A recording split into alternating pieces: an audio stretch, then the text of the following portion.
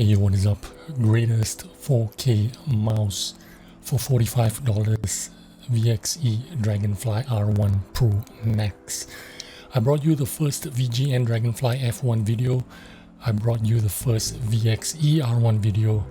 And now I bring you the first R1 Pro Max yellow video. So let's get straight into it.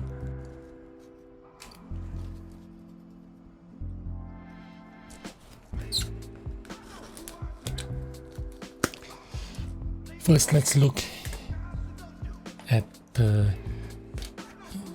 latest iteration of the Pro Max. Of course, there's 4 colors: sunset orange, phantom powder, lemon yellow, and cloud lavender.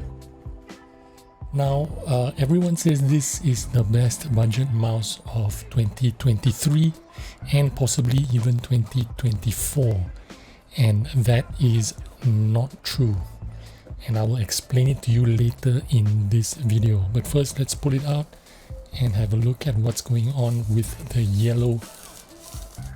Wow, that looks good. Okay, first thing you need to know is the yellow is actually more like a fluorescent yellow. It's more like a tennis ball yellow, kind of greenish, but I like the striking color. It's a nice contrast to everything else that we have here. But I don't want to take a look inside the box because we've done this unboxing 4 times already. So we'll just take a look at the mouse. Skates seem pretty good, just like my old R1 Pro Max. So really nice yellow color. Again, let's take a look at the website and you will see the 4 new colors here. Sunset orange is orange, phantom powder is like the magenta that you get on the G Pro Superlight, and then lemon yellow. This one is the lemon yellow, but again, it's more like a fluorescent yellow. And then cloud lavender is exactly what it says. It is cloud lavender. It's more like a light purple, so if that's your thing. So the shape and size remains the same, of course. The Pro Max is compared to the Ninjutsu Sora, Pulsar X2, etc. You get the gist of it.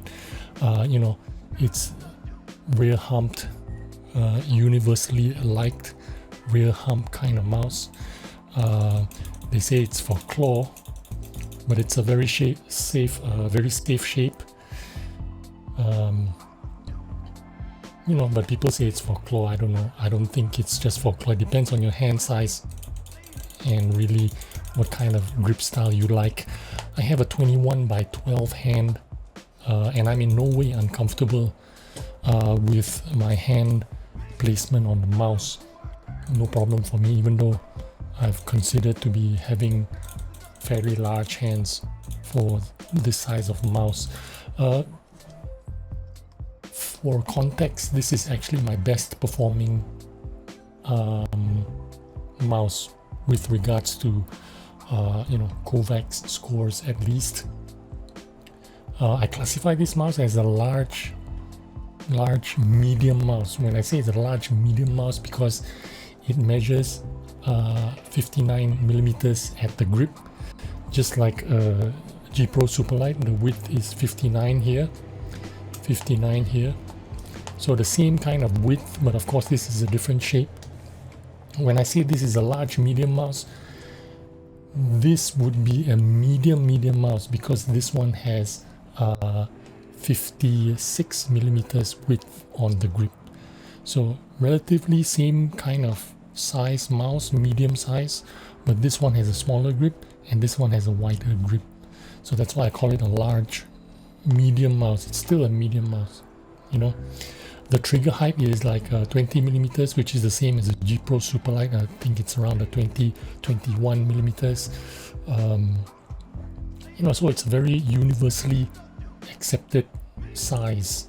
The build quality, on all the Pros and Pro Max, you have a premium feeling. It's the gaps are tight, everything. There's no extensive or excessive wobbliness. It's just a regular amount of wobbliness. All the buttons work like they should. Everything's tight and nice. You know, I did have a poor copy on my R1 SE, if you guys saw that video, but there's no flaws on this, or I haven't discovered it yet. The coating is 100% like the R1 Pro and the R1 Pro Max that was white and black that I had. Exactly the same dry, grippy coating. Very nice. I won't have any issue with this. I only got this because I wanted to know if there was any difference in the coating, because they added some color into it. I don't know if it affects the coating. Obviously it doesn't right now that I've discovered it. Very nice feeling, a very premium feeling, no problem with it. Again, the buttons, these are Kale Sword. Not the Pro has the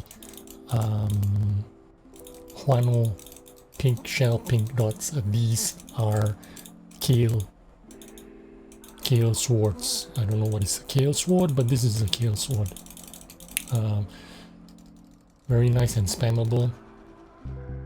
Scroll wheel feels great. It's kind of silent but very well defined. You can see the steps are well defined. Buttons spammable. Side buttons are great. I wouldn't have any kind of complaints with this. Maybe this one goes in a little bit more than usual, but it's not going to affect me in any way. There's no creaking sounds when I press it. Normally there would be 1 or 2 creaks when you release like a brand new mouse. Everything is tight, the screws are tight. When you press it, sometimes you get a creaking sound and then it goes away. This one, none at all, so no problem with the buttons. The feet, we've already tested it with the spin test. Very good stock feet. 2 circles, shouldn't be a problem. G Pro Superlight stock feet for reference. So pretty fast. Yep, it's very good. These feet are only, in my experience of all the mouses that I've tested, VXE make the second best feet next to Lamzu.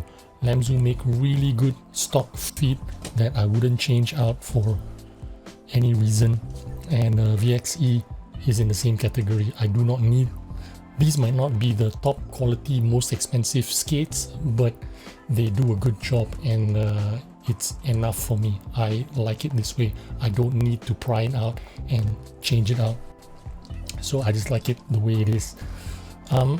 Performance wise, we won't know. I'm going to test it out for the next 10 days, 15 days, 2 weeks, 1 month, however long it takes before I make my second video on the performance of this tank, this mouse. But I want to address the issue where everyone's calling this the best budget mouse of 2023 or best budget mouse of 2024. It is not. It is not the best budget mouse. You know why? Because this is not a budget mouse. This is how a mouse should be priced, because I think they're making a killing on mouses. If you notice nowadays, even all the latest keyboards are getting pretty cheap. You can get magnetic switch Hall effect rapid trigger for 50 bucks, and those keyboards have 68 switches. This only has 5 switches and a small PCB. A keyboard has a huge PCB, that's 50 bucks. Why is mouses 150 bucks? So this is not a budget mouse. Even, you know what I'm saying, this is not categories. This should not be categorized as a budget mouse. It is just a mouse, a very good mouse. It is a good mouse at any price. If this was $150, it might be too expensive, but if this was a $100 mouse and it had a ninjutsu logo on it, you would say it's worth it. That's because your mind is telling you that. But I don't want to call this a budget mouse, because that's not what this is. This is a great mouse for any price. get it because it's a good mouse. Don't get it because you think this is a budget mouse, because it does not look like one, does not act like one, does not perform like one. Like I mentioned earlier, my best performing mouse are the on Kovacs at least, are the R1 Pro Max and R1 Pro Max, R1 Pro. Both of these mouses are my best performing mouses on Kovacs. So anyway, I thought you'd like to have a look at the unbox of the yellow new colorway. I didn't get all 4 colors because they're expensive if I had to buy 4, so I just bought one to show you guys. Hope you enjoyed this video and took some useful information, and I will see you on the next video. Bye bye.